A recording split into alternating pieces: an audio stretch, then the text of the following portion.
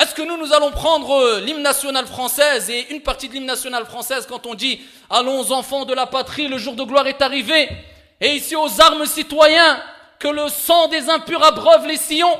Est-ce qu'on va dire « Oh là là, ils appellent au djihad !» Ils appellent à la guerre. Ça, c'est l'hymne national française qu'on récite de jour comme de nuit dans les stades de foot et autres. On sait que ça a une histoire, ça a un contexte. On remet chaque chose à sa place. Où est cette équité? Chez une minorité encore heureux. Quand il parle de l'islam et quand il parle des musulmans et des musulmanes, illa man rahimallah, ayyuha al-ikhwatu wal-akhawat, il faut savoir que si on revient juste en 2010, eh bien on prend quelques statistiques. La préfecture de police de Paris, elle a dit qu'il y avait juste en une année plus de 800 agressions sexuelles ou cas de viol. Juste là-bas, juste en une année. Plus de 8000 ici conflits conjugaux qui ont apporté des disputes et des femmes qui se sont fait frapper, etc. Il y a plus de 14 siècles, le prophète alayhi salatu wassalam a dit La tadribu nisa alayhi salatu wassalam. Ne frappez pas les femmes. Aïcha, son épouse, au messager d'Allah alayhi salatu wassalam, elle-même elle a dit Ma daraba Rasulullahi alayhi salatu wassalam. Le messager d'Allah alayhi salatu wassalam n'a jamais frappé une femme. Il n'a jamais levé la main sur une femme. Il n'a jamais frappé une femme avec sa main. Alayhi salatu wassalam. Et certes, Allah dit vrai quand il dit dans le Coran al-Karim Laqad kana lakum fi rasulillahi uswatun hasana.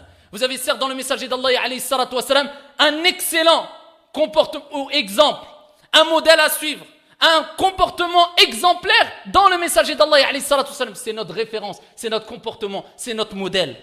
Des hommes qui sont justes envers leurs femmes, ils les font pleurer, ils sont contents, ils sortent toute la journée, ils la laissent, ils l'abandonnent, ils l'éduquent pas, il est dans les bars, dans les chichas. Combien de plaintes on a reçues d'hommes qui ont délaissé cette responsabilité d'accompagner leurs femmes spirituellement, de les préserver, de s'occuper d'elles, de subvenir à leurs besoins. T'es un homme ou t'es un homme avec un H minuscule.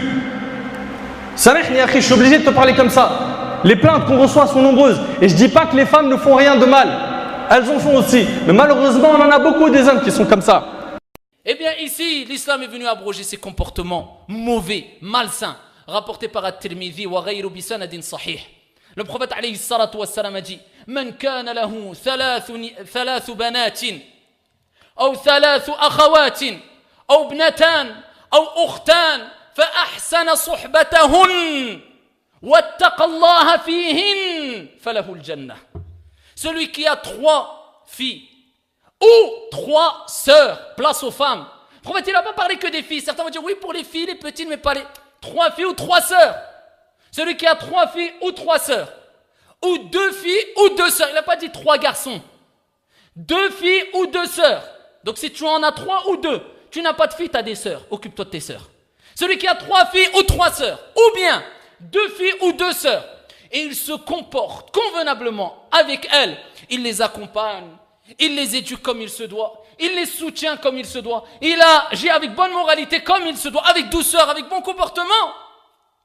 Et qui craignent Allah Jalla wa Ala à travers son comportement avec ses sœurs et ses enfants. Wattaqallaha fihin, et qui craint Allah Azza wa Jal, et c'est dans son comportement avec ses sœurs et avec ses filles. Falahul Jannah. Le prophète alayhi salatu wassalam, il dit, eh bien, il aura le paradis. Promesse du prophète sallallahu alayhi wa sallam. Il aura le paradis. Ça te pousse à te dire, alhamdulillah, si Allah t'a donné une fille ou 2 ou 3, et surtout 2 ou 3, alhamdulillah, qu'Allah m'a donné 2 filles, 3 filles, et plus tu en as, et plus il y a de chances, bi'idnillahi jalla wa ala, si tu t'occupes bien d'elle, que tu rentres au paradis. C'est une facilité pour ton entrée au paradis, ya Abdallah. Et comment après cela? Eh bien, on retrouve des comportements de l'jahiliya avec tous ces textes au nom du bon comportement et de la sunna et de l'islam. L'islam appelle au bon comportement envers la femme, parce que cette femme, c'est ta mère, c'est ta sœur, c'est ton épouse, c'est ta fille, c'est ta grand-mère.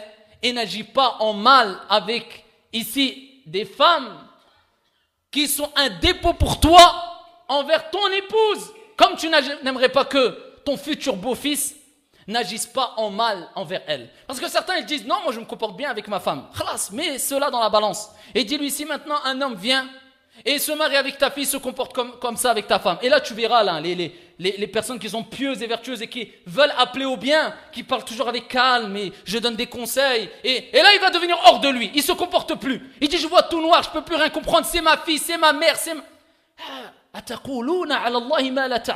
Est-ce que vous dites sur Allah ce que vous ne savez pas? Tu parles au nom d'Allah et sur Allah alors que tu ne sais même pas ce que tu dis, tu mens sur Allah alors.